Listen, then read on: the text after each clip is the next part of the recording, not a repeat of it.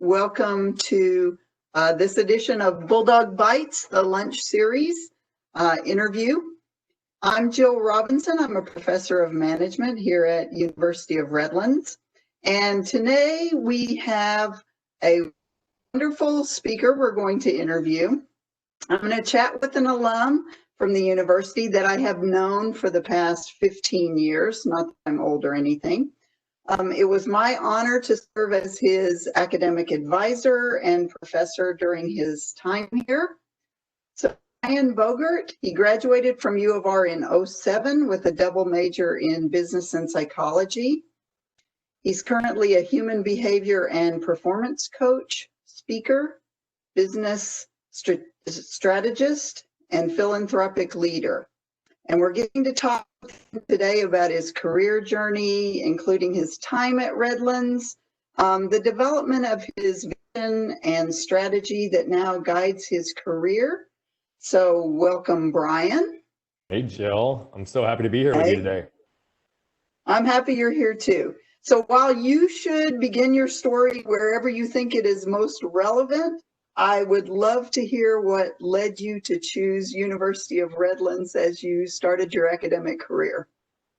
Yeah, so I'll start there and then I'll come back to my story in a second. But I chose U of R totally by chance, to be perfectly honest. I was, and it's a good thing, it was very intentional, but I was taking a tour up the coast of California to look at a bunch of schools that I really wanted to go to, a number of which I had scholarships to, opportunities to play tennis. And as we were doing that, a week before I left, one of the guys that I taught tennis with actually said, "Oh, you should go look at U of R. I know the head tennis coach over there. I'll set something up. You can do a tour and go check it out." Well, I stepped on campus and I fell in love. I mean, I literally fell in love. It felt like home. And it was the first spot that we stopped on a whole tour up the coast. And literally every other school that I went to paled in comparison. And so what was funny is I actually made the decision, being from Arizona, that I was going to pull out my applications from every other school in California. And I was either going to go to Redlands or I was going to go somewhere in state in Arizona. And ultimately ended up getting in, having the right financial package that made sense. And I've never looked back. It's been great. Funny enough, I didn't play tennis there.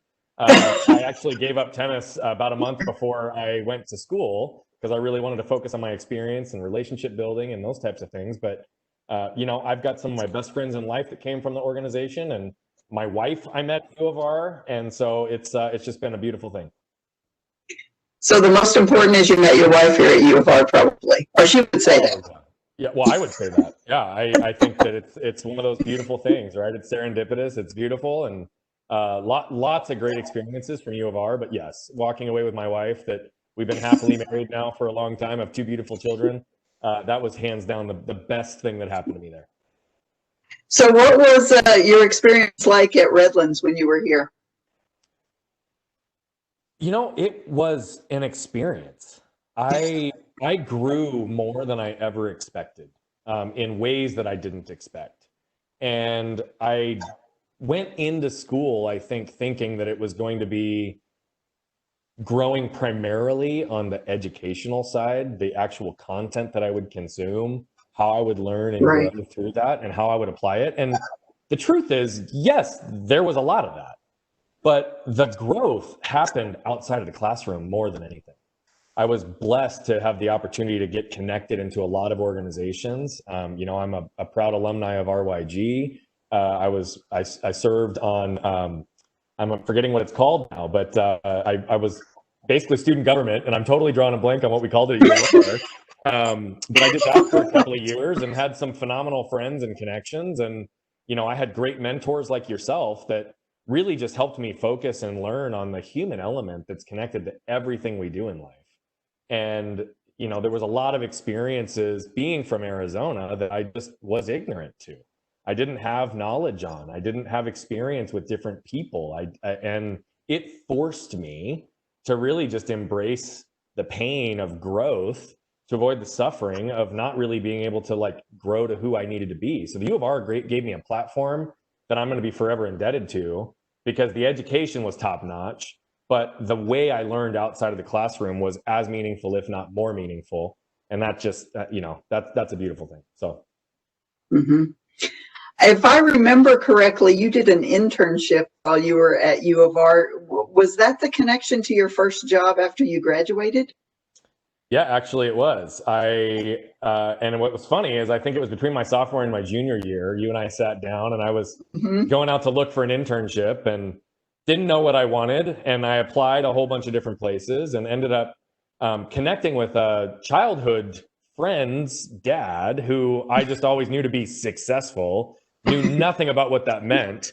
And come to find out, he was like one of the regional presidents for a large publicly traded insurance brokerage, and had built it up and oversaw, almost $1 billion company. And as I'm sitting talking with him, he ultimately, I just went to pick his brain. I said, how do I enter into this? Give me some business advice. What do I do? How do I go into these interviews? And next thing I know, he's handing me off to his office manager for an interview, which I didn't know was an interview at the time, and fell right into it. I ended up loving it, had a phenomenal opportunity that first summer. Helped them design some software to find lost revenue, started working in sales and development, looking at operational stuff. So in a period of 3 months, it was great. And they extended it really to give me an opportunity to continue to work throughout both my junior and senior year while I was away at school, helping grow the organization. And it's where I started my career. So that was a great opportunity. So that was your jumping off point. So where have you gone since? Yeah, so I spent 5 years with them. And it was great. I came out of school, bright-eyed and bushy-tailed, thinking I was going to go take over the world and be CEO in 6 months. I say that joking. Obviously, I didn't think that, but I did have beliefs that I wanted to go climb the corporate ladder, and I had no perspective what that meant. Right? I think no matter how many great business professors I had, no matter what I learned, actually applying it in real life is infinitely different. And as I got out into the world, I, knock on wood, had some early success, and was in a position where I started to be able to help develop and form a mentorship program on a national perspective for this large publicly traded company. And I also had an opportunity, I think it was 22, maybe 23. It was probably 18 months after I graduated, to go run an office. And I ultimately said no. I asked for a whole lot of information. I said, look, I'm young, so you need to answer this question for me before I say yes. Is this the only opportunity I'm going to get? Because if it is, I'll go crush it. But if it's not, and this is like the beginning to evaluate where I can go, that's a whole different discussion. And I gathered a whole bunch of information. The details just didn't feel right for a whole variety of reasons. And I ultimately passed, but I leveraged that into an opportunity to basically sit around the leadership table at a very young age. I was 23 years old, sitting with the regional presidents and all of the C-suite of this huge organization. And I got to learn a whole lot over the course of the next 18 months by just absorbing and listening. Now, I don't say this negatively about this company, but I ultimately reached a crossroads in 2008, 2009. As we all know, the economy was horrible. And rates and exposure units for all businesses and employee counts started dropping. And so the insurance industry was just decimated. And this particular organization had a very strong drive towards profit. And they're not shy about it. They continue to talk about it. But when I first started that year in 2009, almost all of our competitors on a local basis were posting at best 3 to 5% profit margins, at best. And that year, as an organization, we posted a 29% profit margin. And again, I'm not going to say this to call out any names of the company or the people, but there was 14 people that got laid off so that the leader of the office could get his bonus. And it was that moment that I realized I was not in the right place, because that did not align with who I am, which is really to focus on impact around our clients, our community, and our associates. And if you can't continually reinvest in all three, then what are you doing in a service-based business in particular, right? And so I had a really cool opportunity. It was the first time that I started listening to recruiter calls. I'd been getting them for a couple of years before, and I just wasn't in a place to move, and started listening to the calls, did some research, found that there was a lot more of the same out there than I was really hoping for. But I ended up landing in a spot that I was very blessed to be a part of, with the largest privately held insurance broker in the world called Lockton Companies, where I was able to jump in and become a partner and establish a foundation in the Phoenix area, which we had no presence in. They'd opened an office 18 months before that. It had just floundered. They weren't really kind of moving forward. And I had a really cool opportunity to travel the country for a year, absorb a lot of the culture, the unique value proposition of this organization. What are we doing? How are we doing it? And diffuse it into Phoenix. And so I was basically the longest standing person there for a long time. We built it from 2 of us and $250,000 in revenue to over 15 million in revenue and 60 of us within the span of a decade. And that was a blast. Learned more than I can even put into this type of a format. Did not know what I did not know going into that, and learned a lot more from my failures than I did from my successes. And ultimately, at some point in the middle of that process, I landed into coaching as well. And so we can unpack that story also. But I ran both businesses side by side for 5 years, and I just executed my buy sell in the insurance business here in May. So I'm chasing this full time. So I'm excited to dig into that a little bit. So what skills do you feel like you took from Redlands and your first job that has helped, and your second job, which has helped place you where you are today? Like, what sort of skills were you building as you were moving through your career? Yeah, so I'm gonna answer that question, but I'm gonna take a detour for a second. I'm gonna talk about my personal story, because I think this is a great place to plug it in. And I think that because they absolutely overlap. And I don't think I can talk about one without the other. So for just a second, I want everybody to close their eyes.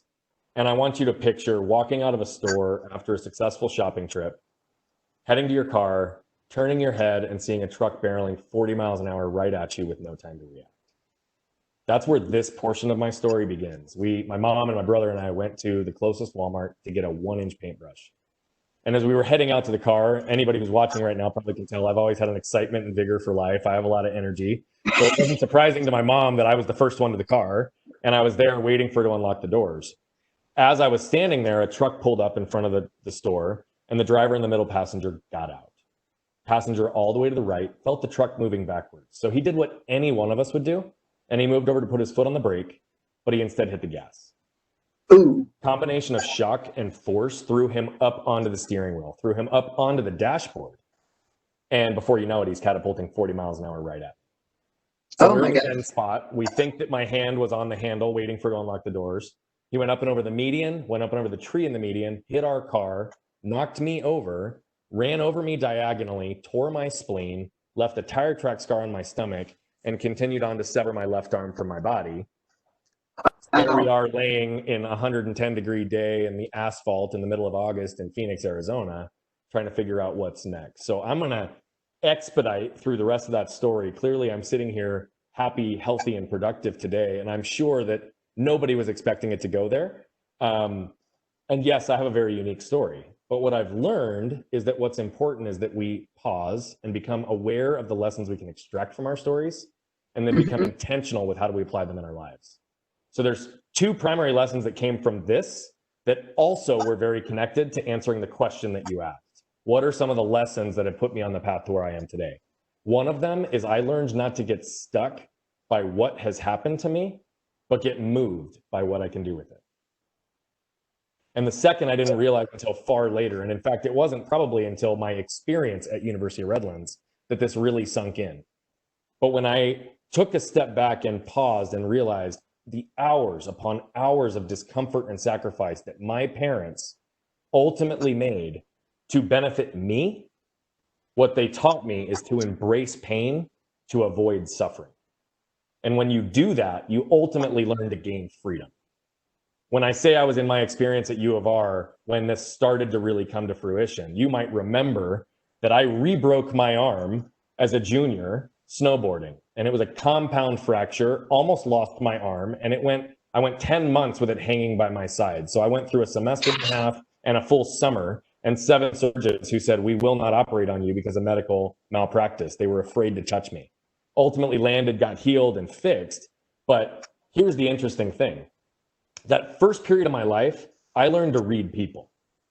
I learned about emotional intelligence. I learned about micro expressions. I learned about behaviors and patterns. And I got really good at reading people, because if I could read other people, then they weren't focused on me. I could divert and focus on other people's problems and help them. But I also could build a crusty exterior that said, I'm good. I got this under control. I can do anything I want. All of a sudden, I'm there with my rebroken arm on campus as an RA and Courtner. In fact, I think I ran the whole dorm at the time, and I had a team working for me when this happened. And all of a sudden, I'm there, and the entire world bought into the narrative I'd created for myself, which was, I'm good. I don't need help. Mm-hmm. All of a sudden, I'm there, and I'm vulnerable. And I'm in a period where I need more help than I've ever had. And I had a huge network of friends. And had I asked, they probably would have been there. But one, I wasn't comfortable enough asking. And two, they bought so much into my narrative that they just believed I was going to be fine. That was a turning point for me, where I started to realize that human connection is what's most important. And human connection is really all about authenticity and vulnerability. And those are two of the pieces that took me into this next period of my life. Because when I realized that being vulnerable is actually more powerful than putting on a powerful exterior and being a soft, squishy inside.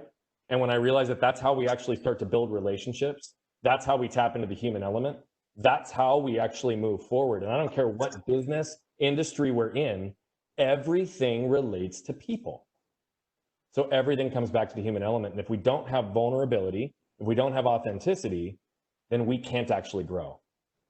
That didn't 100% sit in my life, Jill, because when I got into my profession, I also wanted to be the smartest guy in the room, and felt because I was the youngest guy in the room, I had to prove myself, which was my inability to be vulnerable still, right? And so again, I got checked many times early in my career as I'm selling to people twice my age, 3 times my age, who have kids or grandkids my age, and I'm trying to prove to them that I know something.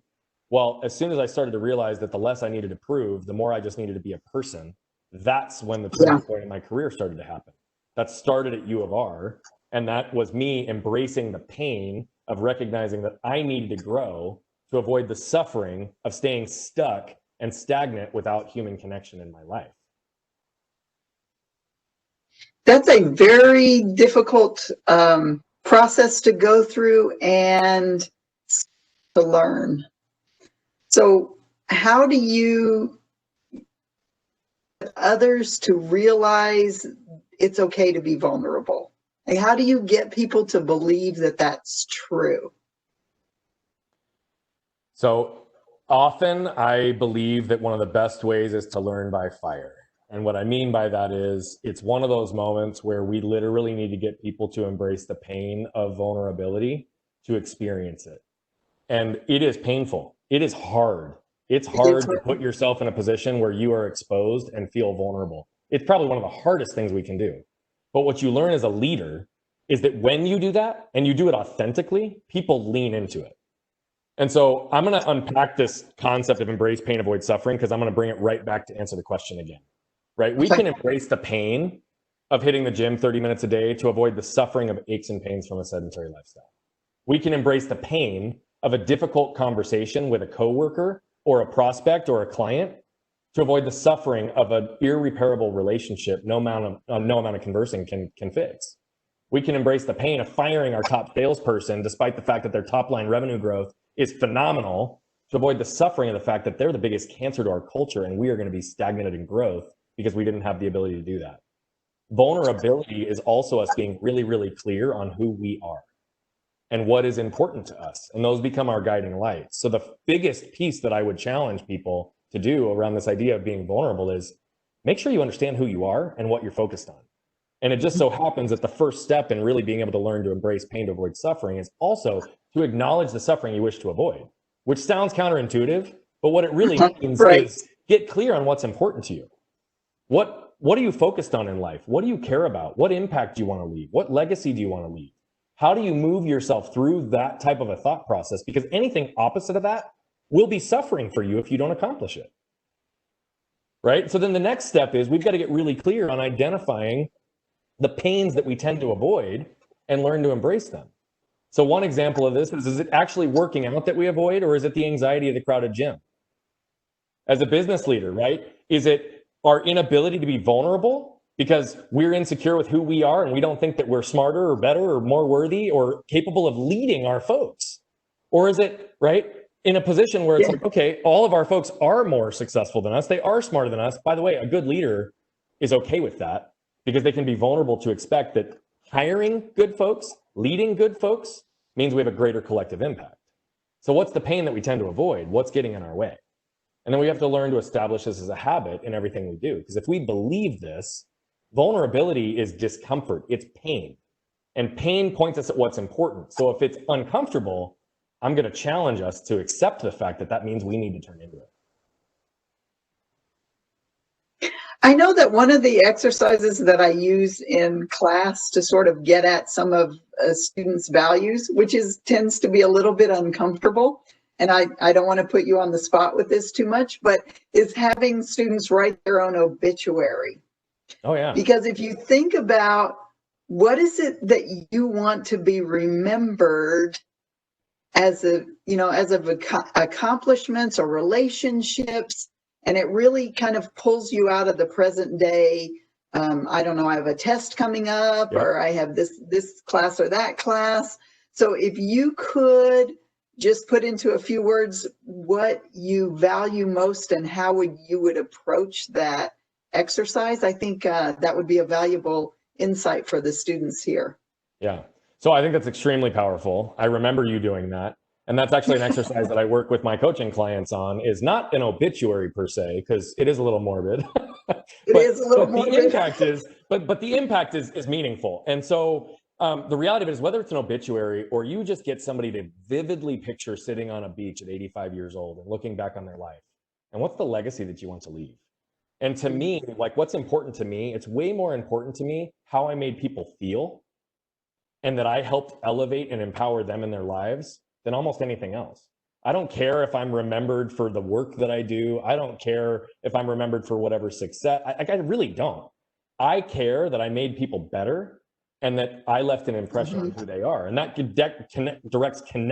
I'm stumbling on my words. That directly connects to also what I believe to be my purpose in life, which is to provide.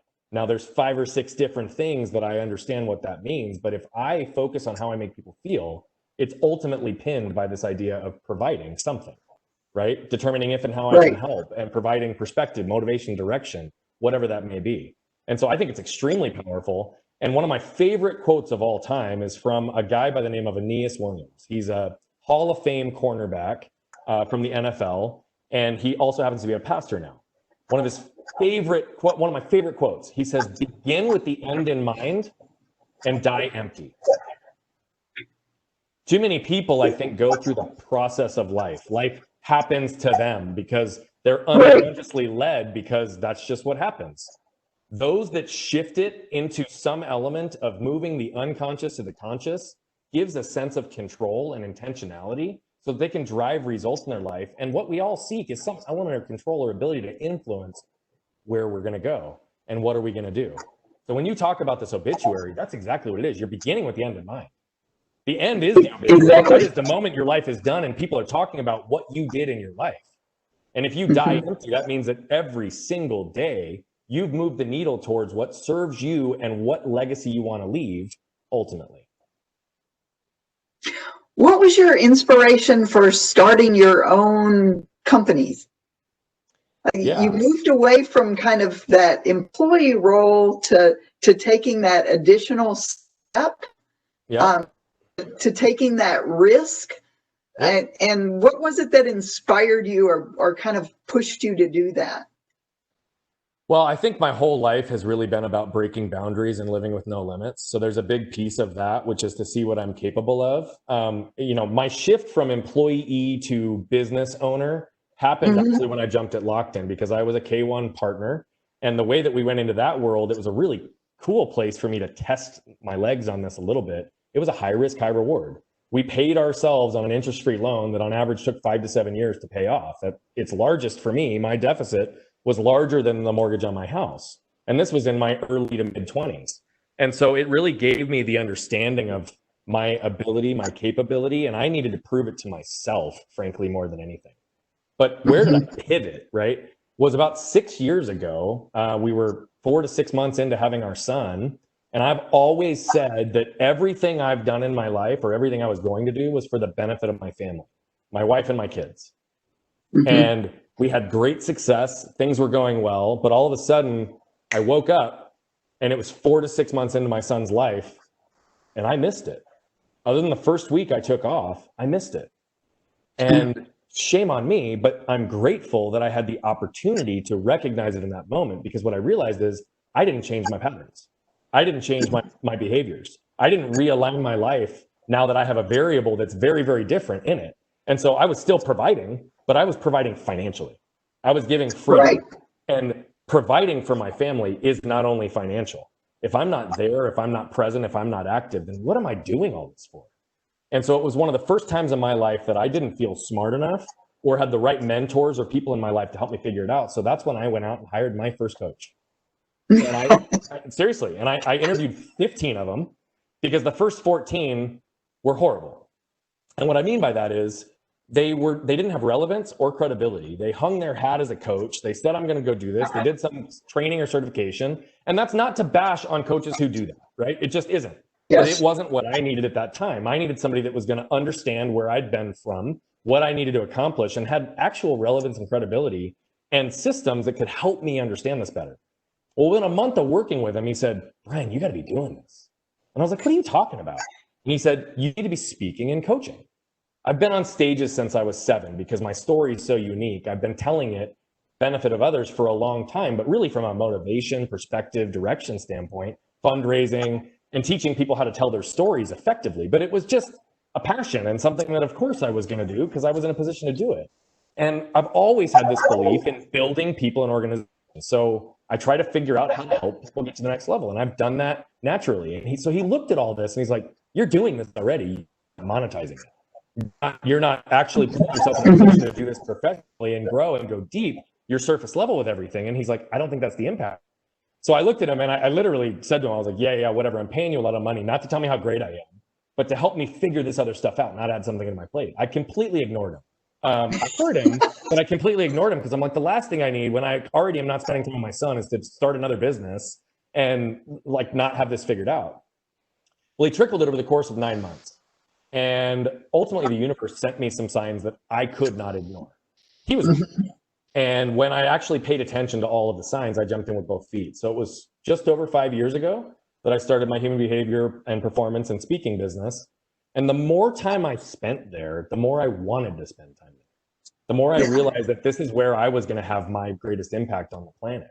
But it never had the space to breathe alongside building this other business and 60 associates and what we were trying to do. And so I started it, and organically it grew. It's cool. About a year ago, my wife and I were having a great weekend, and she looked over at me and she said, how would you feel if you didn't have to go to the office on Monday? And I paused and I looked at her and I was like, what are you talking about? That's a pretty loaded question.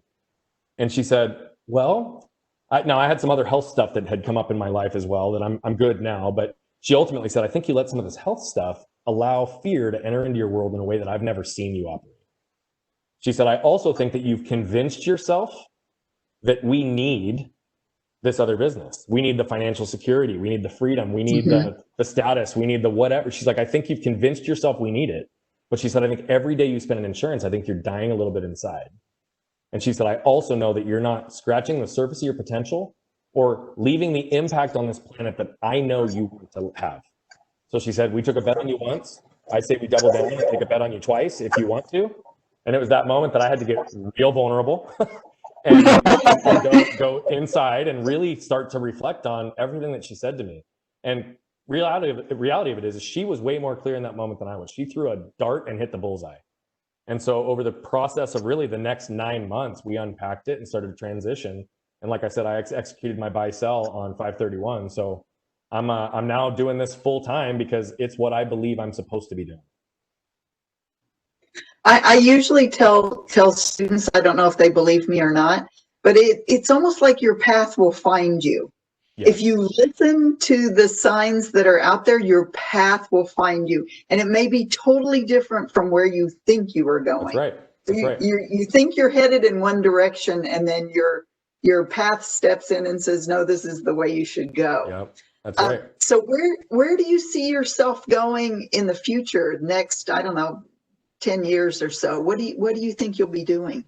Yeah, so I think this first period of my life was of my professional life was really built on probably proving it to myself. I had to, get vulnerable. I had to work through shame elements and really unpack pieces that I thought were holding me back, which has led me to now.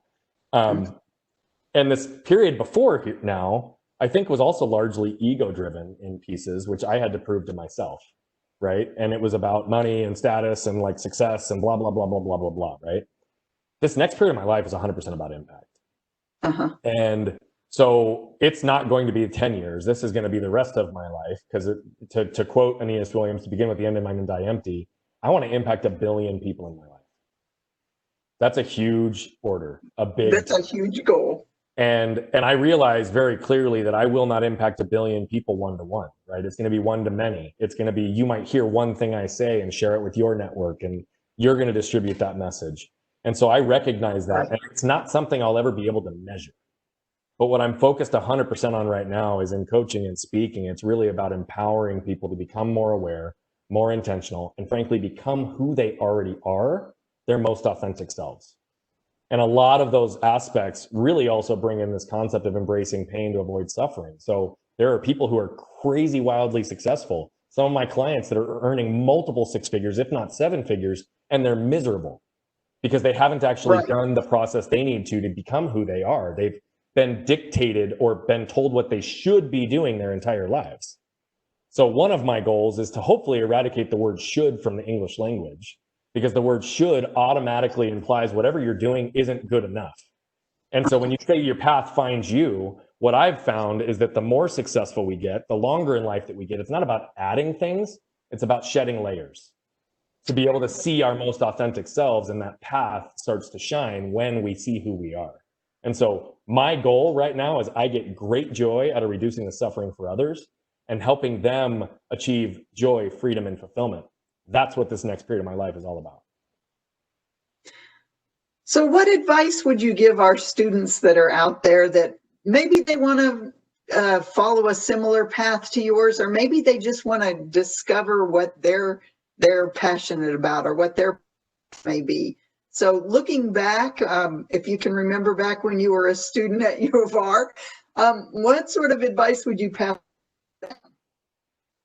I would put yourself in as many situations to learn and experience new things as possible.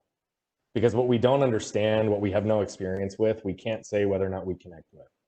The other thing, and I'm sure that a lot of parents who might listen to this might disagree with this, but try to block out the noise of what your parents and the world and your bosses and all these people are telling you you should do.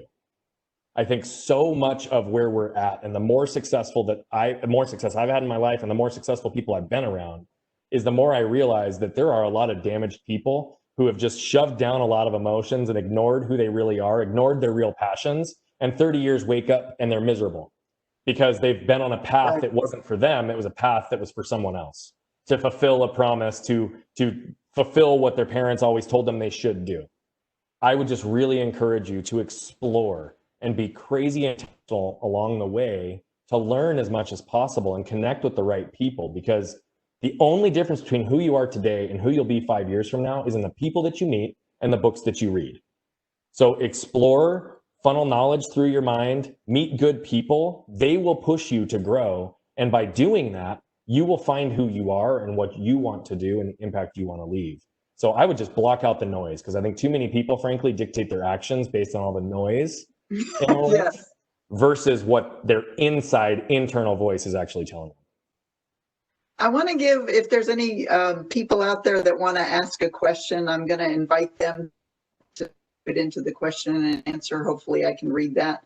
But while they may be thinking about doing that or figuring out how to type it in, I have one tricky question for you, Brian, which is, you talk about your biggest failure, because you said earlier, I think you learn more from failing than you do from succeeding. I think you learn more from bad bosses than you learn from good bosses. And I think you learn more from bad leaders than you do from good leaders, because you figure out, I'm not going to do that. I now know that's what I'm going to do.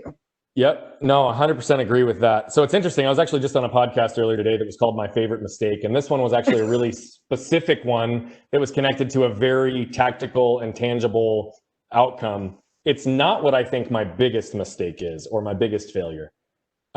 Frankly, and this is going to sound a little bit more hypothetical than tactical, but Okay. truthfully, my biggest mistake is not trusting myself. And I didn't trust myself for a long time. And so what that does when you don't trust yourself and have confidence in the direction that you're headed, I can be externally confident, but I ignored my gut in situations that put me on paths that I really didn't want to be on. That put me with people in my life that I didn't want to be with. And so I didn't trust myself and my internal voice that I knew what was right. And also because I was young and impressionable, right? If I have somebody who's twice my age telling me something, well, of course they must know because they're twice my age.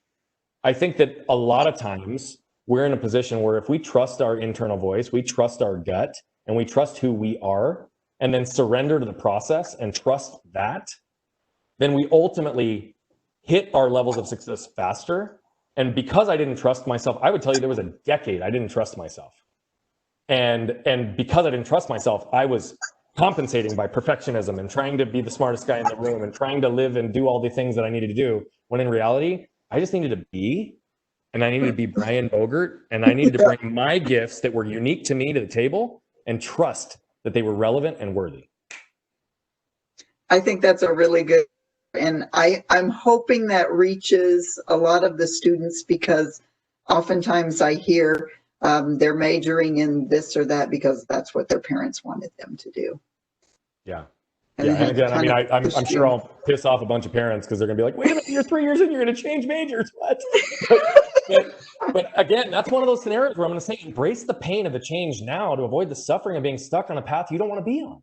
Right? Yeah. I mean, the reality of it is we shove down those moments of discomfort because we don't want to disappoint, we don't want to upset, we don't want to derail. But sometimes that's the best thing that can happen, is turning into the pain. Yeah.